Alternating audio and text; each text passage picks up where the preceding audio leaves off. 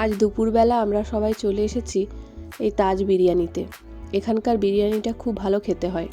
আমি এর আগের থেকে একবার প্যাক করিয়ে নিয়ে গেছিলাম, আর এবারে বসে খাওয়ার জন্য এসেছি এখানে। এটা আমাদের খড়গপুর রেল স্টেশন থেকে ওই হাঁটা বা হয়তো 2-3 মিনিটের রাস্তা।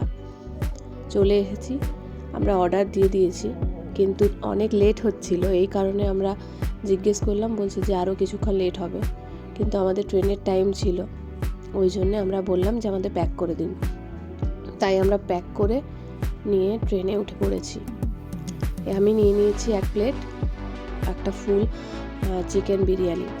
তার সাথে চিকেন বিরিয়ানির সাথে রয়েছে স্যালাড আর রায়তা। যদি নিতে হয় তাহলে আলাদা করে ওর চার্জেস লাগবে। তো এত তাড়াহুড়োর মধ্যে ছিলাম যে রায়তা আরও আলাদা করে প্যাক করবে, ওইটুকু টাইমও ছিল না। ওই কারণে আমরা বিরিয়ানি আর স্যালাড নিয়ে চলে এসেছি।